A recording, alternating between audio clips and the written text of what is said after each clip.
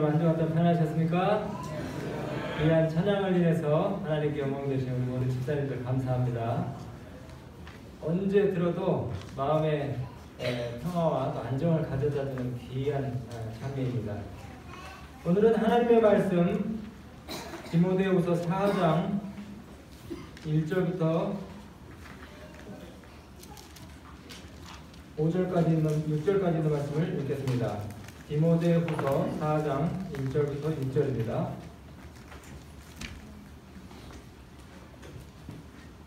하나님 앞과 살아있는 자와 죽은 자를 심판하실 그리스도 예수 앞에서 그분의 나타나실 것과 그의 나라를 두고 엄히 명하노니 너는 말씀을 전파하라.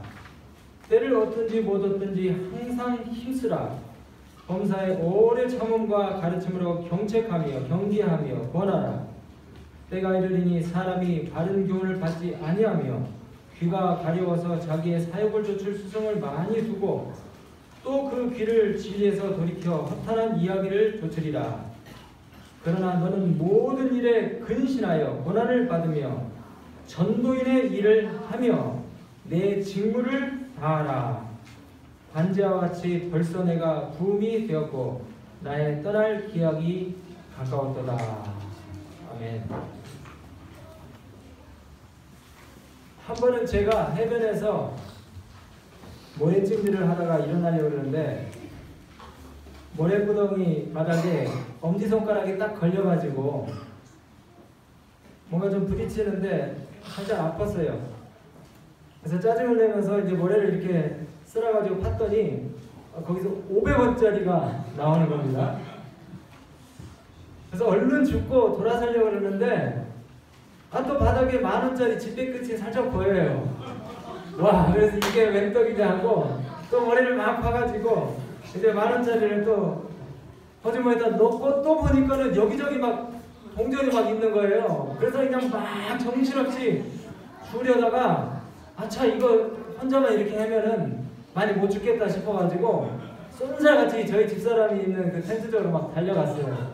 제 집사람한테 얘기를 했더니 저희 집사람 여기 있나요? 없어요? 아 저기. 그래서 제가 이제 막 저희 집사람을 끌고 강제로 끌고 가서 안 믿으니까 강제로 끌고 가가지고 이제 보여줬더니 정말 여기저기 막 동전 그 다음에 지폐가 막 널려 있는 거예요. 그래서 너무 신이 나가지고 막 죽고 있는데 까똑 소리가 나서 딱 깨보니까 꿈이더라고요. 죄송합니다. 꿈이었어요. 진짜 너무 좋은 걸 보면은 어떻게 합니까? 누군가한테 알리고 싶죠. 누군가한테 알리고 싶고 자랑하고 싶고 그동안 그 발견한 것을 함께 나누고 싶어서 견딜 수가 없을 것입니다. 저한테 누가 당신 예수 믿게 된 것이 축복이 무엇이냐 이렇게 물으면은 저는 할 말이 아주 많아요. 예수 믿게 된 것의 축복이 뭐냐 그렇게 물으면 제가 할 말이 많습니다. 왜냐하면 제 아버지가 위장병 때문에 거의 뭐 30대이시기 전에 진짜 거의 뭐 죽을 지경이 되셨거든요. 근데 우리 재림신앙을 받아들이고 예수님 안에서 신앙생활을 하시면서 저희 할아버지는 아주 그냥 이 약주에 아주 쩔어서 그렇게 사셨거든요. 근데 저희 아버지 형제들이 다 이제 이 신앙을 받아들이고 아무도 이제 뭐 지금은 뭐 손자들 세대들까지 술 먹고 담배 피우는 아무도 없거든요. 그래서 뭐 건강에 복을 받았고 저희 아버지도 이제 그 건강 원리에 따라서 신앙생활을 하면서 이렇게 쭉 사니까 지금 뭐 80 다 되셨는데 아직도 건강하셔요.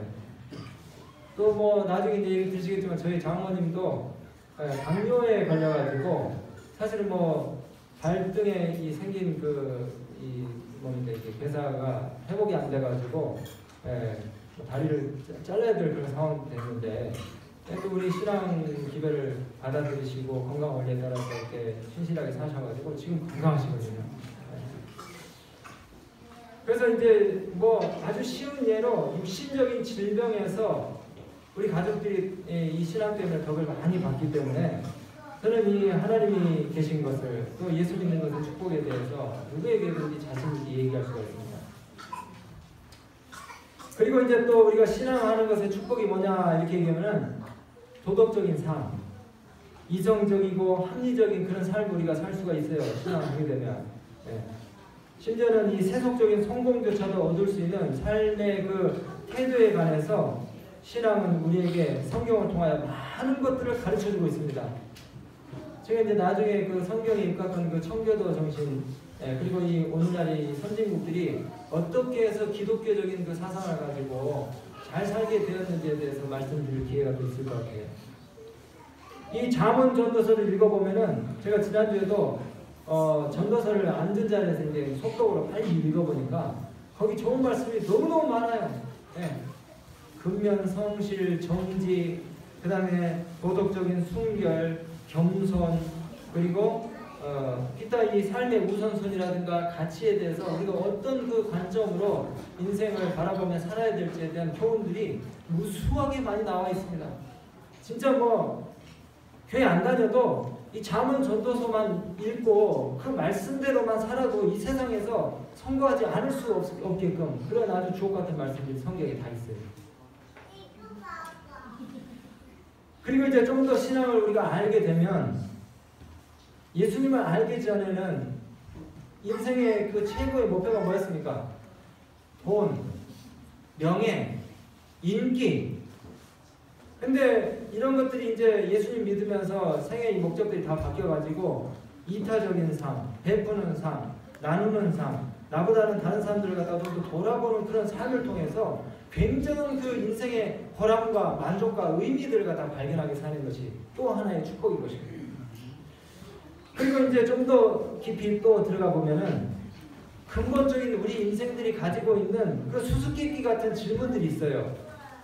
나는 도대체 어디서 왔고 어디로 가며 도대체 이 인생에 무엇을 위해서 사는가에 대한 해답을 찾고 싶을 때가 있습니다. 어떨 때는 멍하니 저 지평선 끝을 바라보면서 야 도대체 내가 왜 사는가 이런 고민들을 문득문득 하게 될 것입니다. 도대체 나는 어디서 왔나? 그 다음에 죽음 이후의 세계는 어떤 세계가 있을까? 이런 그 궁금증들.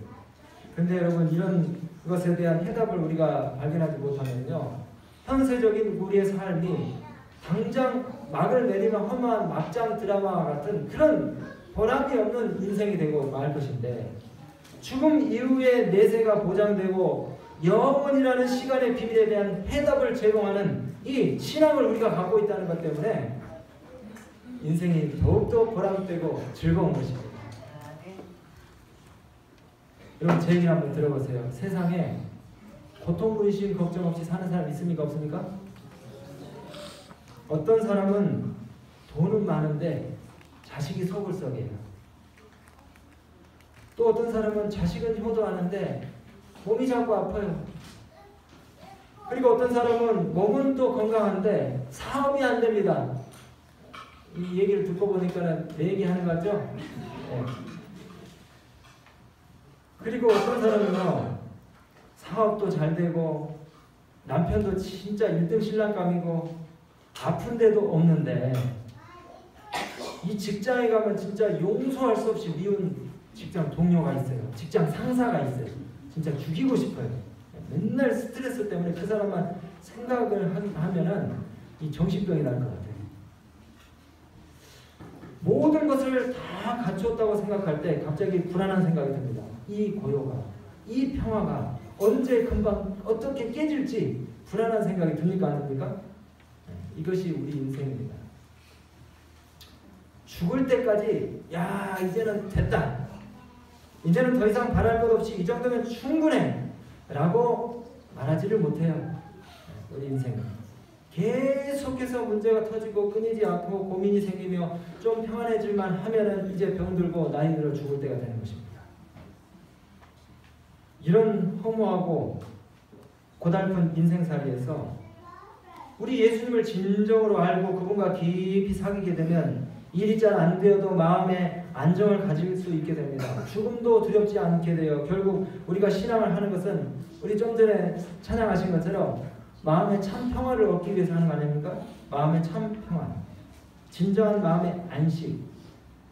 저는 이것을 경험했기 때문에 신앙의 필요를 묻는 사람들한테 왜 신앙을 하는지에 대해서 자신 있게 대답해 줄 수 있어요. 우리 여기 계신 모든 성도님들이 그와 같은 신앙의 고백들이 있을 것을 저는 확신합니다. 만약 우리가 마음의 평안을 보약처럼 한 첩씩 조제해가지고 파는 약국이 있다 그러면은, 혹은 또 캡슐로 그 약을 갖다가 파는 곳이 있다 그러면 대박 나겠습니까? 네, 대박 나겠죠? 네. 우리 예수님이 뭐라고 말씀하셨습니까? 내가 너에게 평안을 주노라. 이 세상이 알 수도 없고 줄 수도 없는 그 평안을 너에게 주겠다고 그렇게 말씀하셨어요. 오늘 이곳에 오신 우리 모든 성도님들의 마음 가운데 예수님이 주시는 이 참된 평안이 역사하시게 되기를 간절히 바랍니다.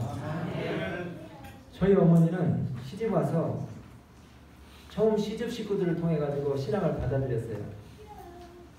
참 시집살이가 힘들고 어렵지만은 신앙을 알게 된 것이 너무 좋아가지고 친정의 오남매들을 갖다가 계속해서 수십 년 동안 가마를 끼치고 설득을 하고 해서 다 신앙 가운데로 데리고 들어갔습니다. 네. 지금도 그 하나님 사랑 경험하기 것이 너무 좋아가지고 전도하고 다니셔요. 종교는 마약이다, 그 말이 딱 맞습니다. 네. 제가 목사라서 그런 게 아니지만은 여기 계신 성도님들도 아마 그걸 다 느껴보셨을 텐데, 세상에서 가장 보람있고 행복한 때가 언제냐 그렇게 물으면은, 그리고 제가 가장 듣기 좋던 말이 뭐냐면요, 같이 성경을 공부한 뒤에 믿음의 권유를 받으신 분이, 목사님 저 침례 받고 싶습니다, 저 예수님을 마음의 개인의 구주로 모셔드리고 싶습니다, 그렇게 고백할 때 제일 행복해요. 물에서 예수님과 함께 옛생애를 장사 지내고 올라오는 그 모습을 볼 때 가장 아름다워요. 오늘 아침에 여기 디모데후서 4장 1절 2절에 보니까 우리가 왜 전도해야 되는지에 대해서 말씀을 하시면서 바울 선생님 여기 심판이라는 단어를 언급하고 있어요. 하나님 앞과 산 자와 죽은 자를 심판하실 그리스도 예수 앞에서 그의 나타나실 것과 그의 나라를 두고 엄히 명하노니 너는 말씀을 전파하라. 말씀을 전파하라, 전도하라 이렇게 말씀을 하시면서 어떤 단어가 상해되냐면 심판이라는 단어가 상해됐습니다. 심판. 여러분, 전도의 사명을 일깨우기 위해서 사도 바울 선생님이 심판이라는 단어를 쓰셨는데 그 심판에 대해서 좀 얘기하고 싶어요. 참되고 의로우신 우리의 재판장 하나님께서 공의롭게 우리를 심판하실 때가 올 것입니다. 이로운 쪽으로 기울고 유리한 쪽으로, 그리고 약자 편에 서지 못하는 불의가 득세하는 이 세상법에 따라서 심판을 받는 것이 아니고 공의롭고 정의롭고, 아모스 5장 24절에 나타난 말씀처럼 정말 그 정의의 입각에서 쓴풀과 독초처럼 불의한 그 법을 갖다가 거스리는 정의에 따라서 판단하는 그 법에 의해서 판단하신 하나님의 심판이 곧 있겠다는 것입니다. 여러분, 세상에 얼마나 억울한 사람이 많은지 몰라요. 법대로 판단받지 못해서 흑암 가운데서 정말 억울하게 숨 쉬고 사는 사람이 참 많습니다. 저 오늘 시간이 없어서 이 말씀을 못 드리는데, 제가 저 필리핀에 있을 때에 정말 수십억짜리 호텔을 갔다가 그 동업자한테 다 뺏겼는데, 그것도 모자라서 감옥에 들어가가지고 나오지를 못해서 지금 있는 분이 있어요. 수십 년 동안. 얼마나 억울합니까? 근데 그 재판관들이 뇌물을 쓰고 돈을 쓰는 사람에 의해서 계속해서 뭡니까? 그 사기꾼한테 무혐의를 그냥 계속 해주는 거예요. 그리고 재산 뺏기고 정직하게 살아온 사람은 감옥에서 나오지를 못하는 겁니다. 여러분, 우리 예수님께서 이 땅에 오실 때에 공평과 정의로 이 세상을 판단하실 것입니다. 그리고 정말 하나님의 뜻대로 사는 사람들이 정말 만족하면서 살 수 있는 세상을 갖다가 만들어 주실 거예요. 아모스 5장 24절에 공법을 물같이 정의를 하수같이 흘릴 그 새 세상이 주님의 재림을 통해서 도래할 것입니다. 그리고 여러분 전도서 11장 9절에 뭐라고 말씀하셨습니까? 젊은이들이여 내 젊음을 기뻐하고 청년의 때에 내 마음이 기뻐하는 대로 네가 가고 싶은데 가고 보고 싶은 거 다 보아라. 그러나 이 모든 일들에 대해서 하나님께서 심판하신다는 사실을 잊지 말아라. 그렇게 얘기했어요. 네. 뭘 잊지 말으라고요? 하나님의 심판이 있다는, 공의로운 하나님의 심판이 있다는 것을 잊지 말아라. 그러니까 우리의 행동과 태도가 어떻겠습니까? 이 말씀을 우리가 믿는다면 굉장히 단정하고 그 다음에 아주 정결한 그런 태도로 우리 젊은이들이 살 수 있을 것 같아요. 무분별하지 않고 계획성 있게 이걸 얘기해 줘야 되는, 이게 전도예요. 우리 자녀들에게, 우리 젊은이들에게.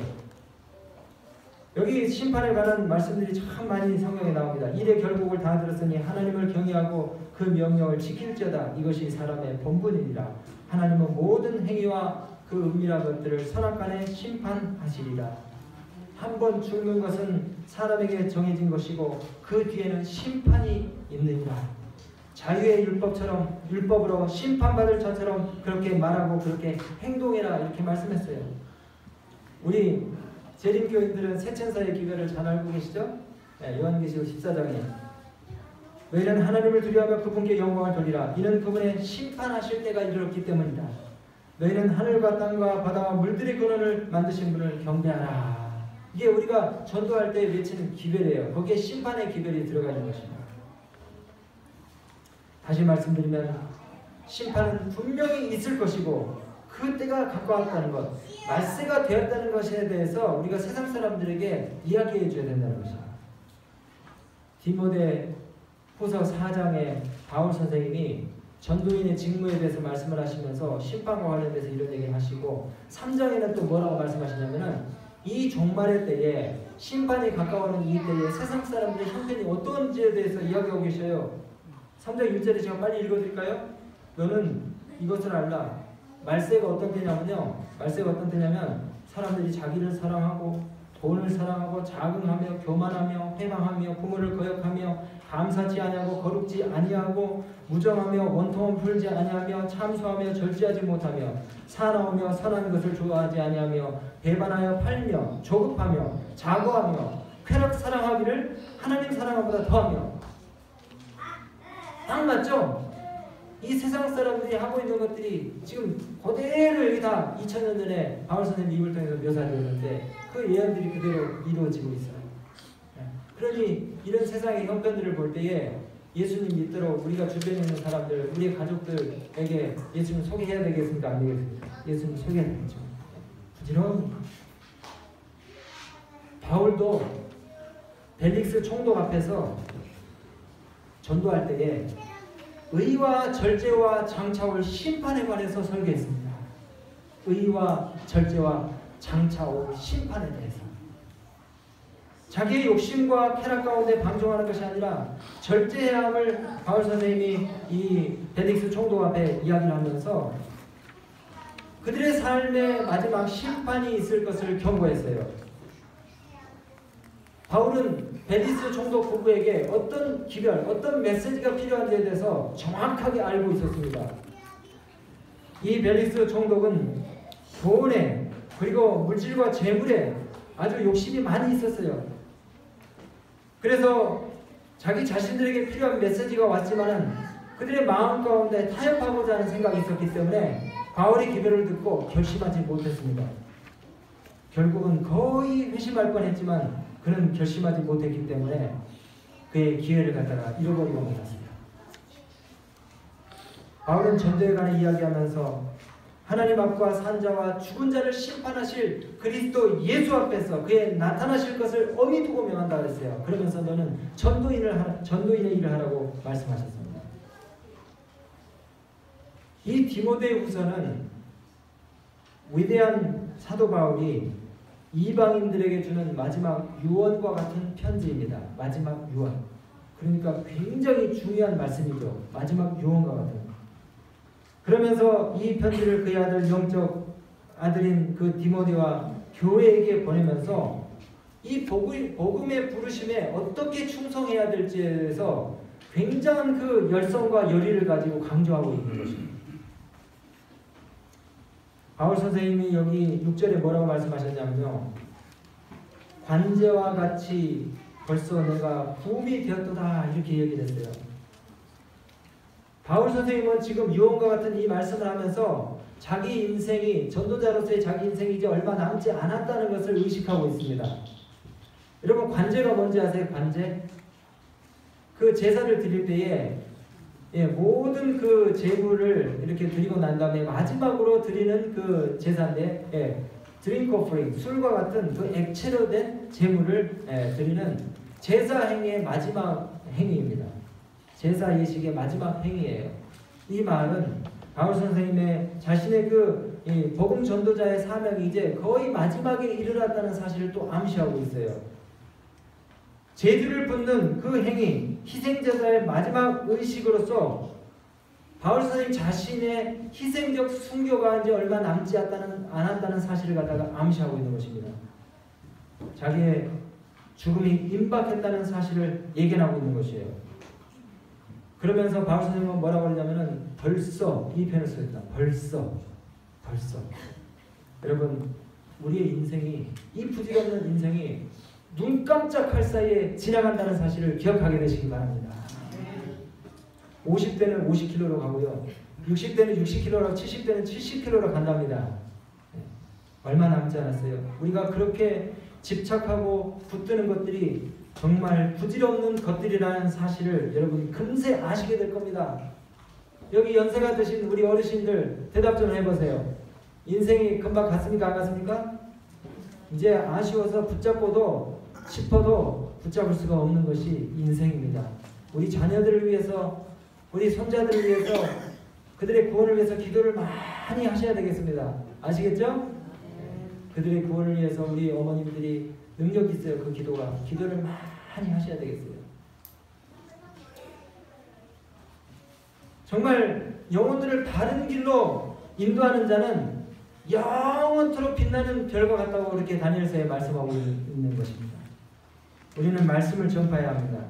그냥 구구단처럼 교리 몇 개 외워가지고 가서 내 지식 자랑하는 것처럼 이야기만 하고 내 이야기만 하고 오는 것이 아니라 하나님의 마음을 알고 상대방의 형편을 갖다가 살피면서 측은한 생각으로 상대의 가슴에 따뜻함을 선사할 수 있는 예수님 같은 그런 동정심을 가지고 우리가 사람들을 만나서 내가 생활 속에서 만난 예수님을 갖다가 이야기해주고 또 그들의 삶에 위로를 전해주고 또 그들의 형편을 갖다가 보살펴주는 그런 전도인의 임무를 우리 모두가 다 해야 되는 것입니다.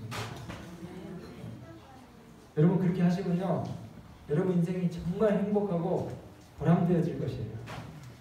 저희 어머니도 한복 옛날에 만드는데요. 한복 그 수선하는 일 그게 참 좋은 기술이고 돈도 좀 잘 벌 수 있는데 그 집안에 계속 붙어 있으면서 어두운 방에서 이렇게 막 재봉질하고 그다음에 바늘 이렇게 뽑고 이렇게 하면서 이제 막 눈도 침침하고 어깨도 아프고 이제 힘들어요. 그래도 돈은 이제 좀 벌리니까 재미를 가지시면서 이 일을 계속 했는데 어느 날 이 목사님을 따라서 이제 방문을 나갔어요. 그러면서 우리보다 더 형편이 어려운 사람들을 갖다가 이렇게 방문하면서 용기도 주고 위로를 하고 그러니까 사람들이 좋아하는 그런 모습 때문에 보람을 느끼시고 그래가지고 이 한복 만드는 거 이게 다 이제 접고 그때부터 그냥 전도하는 일에 아주 그냥 이 목사님 집사님들 따라서 계속 방문을 다니고 이렇게 하시더니 지금까지 이 전도 일을 하고 계세요. 근데 건강이 얼마나 좋아졌는지 몰라요. 전도 일을 하니까 보람도 있고 때를 얻든지 못 얻든지 여기 전도하라고 말씀하셨는데 저희 어머니 그 환갑 기념으로 저 필리핀 이제 구경을 시켜드려 갔는데 그때 이 필리핀 연수 영어 공부하러 가는 그 어린 초등학생들 걔네들한테 전도를 또 하시려고 걔네들 주소하고 전화번호하고 또 한 번 보고 말해드린데 그 부모들 이름까지 다 종에다 적어가지고 집에 돌아오셔서도 계속 그 아이들을 위해서 기도를 하시더라고요. 때를 얻든지 못 얻든지 여기 우리 성도님들 어떤 분들은 공부방도 하시고 어떤 분들은 농장을 경영하시는 분도 계시고 직장생활 하시는 분도 있고 그 다음에 또 가게 자영업 하시는 분들도 있습니다. 마음만 있으면 다 전도할 수 있어요. 예. 기도하는 마음으로 이 생각나는 그 뭡니까 거래처 직원들 그 다음에 자주 만나는 사람들 이런 사람들을 예, 마음에다 담고 그 사람들에서 계속 기도하고 혹시 그 사람들 생일 때 되면은 케이크라도 하나 갖다 주고 예, 또 뭐 자녀들 축하해 줄 일 있으면 축하도 해주고 이렇게 하면서 사귀다 보면요 예, 그 사람들이 하나님을 직접 만나지는 못해도 여러분들 생활 속에 나타난 하나님을 보고 아, 저 사람 다니는 교회 한번 가보고 싶다 이런 얘기를 할 겁니다. 네, 이런 역사들이 우리 가운데 일어나게 되기를 간절히 바라요. 저는 오늘 말씀을 정리하면서요. 여기 1장 3절에 바울 선생님이 이렇게 말씀하셨어요. 밤낮 간구하는 가운데 그러니까 바울 선생님은 자기가 전도하고자 하는 영혼들을 위해서 어떻게 했다는 겁니까? 아침 저녁으로 생각 속에 계속해서 이 그들에 대한 생각의 끈을 갖다 놓지 않았다는 거예요. 계속 마음에 두었다는 것입니다. 밤낮 간구하는 가운데 쉬지 않고 너를 생각했어요. 쉬지 않고 너를 생각했다. 네? 진짜 그 구애 작전을 펼치는 그 연인처럼요. 내가 하나님께 예수님께 인도하고픈 영혼이 있으면은 그 사람에 대한 생각이 끊이질 않아야 돼요. 네. 그리고 그 관심을 갖다가 표현하면은요 전도는 되게 돼 있습니다. 네. 여러분 교회 부흥 걱정할 게 없어요. 우리가 예수님의 마음을 알고 예수님의 그 사랑을 가지고 나아가서 그렇게 살기만 하면은 삶을 통해서 전도는 되게 되는 것입니다. 한 번은 제가 마지막 이야기인데요. 옥천에서 그 목회를 할 때에 어느 날 전화를 받았어요. 서울에 어떤 그 재림교회 다니는 집사님이 전화를 하셔가지고 거기 그 옥천교회 목사님이시죠? 그러더라고요. 예, 그랬더니 목사님 저기 우리 조카가 그 교회 맞은편 장애한 주공아파트에 사는데 방문 좀 해주세요 그러더라고요. 그래서 누구신데요? 그랬더니 우리 조카 며느리예요. 예 알겠습니다. 그리고 이제 평일에 집사님과 함께 방문을 갔어요. 초인종을 딱 눌렀는데 젊은 애기 엄마가 나와요. 와. 근데 이 애기 엄마가 한 번도 본 적도 없는데 문을 대뜸 열어주면서 아무개 집사님 아시냐고 했더니 우리 시이모님이다 그러면서 저희를 갖다가 막 집 안으로 모셔드리더라고요. 들어가서 대접도 받고 이야기를 한참 하는데 이 젊은 애기 엄마가 참 서글서글하고 친절해요. 젖먹이를 포함해가지고 어린 애기들, 딸들 3명을 두고 있는데 얼마나 씩씩한지 막 오토바이를 타고 다니면서 새벽 4시부터 신문 배달하고 우유 배달하고 그 다음에 테니스도 얼마나 잘 치는지 몰라요. 젊은 애기 엄마가.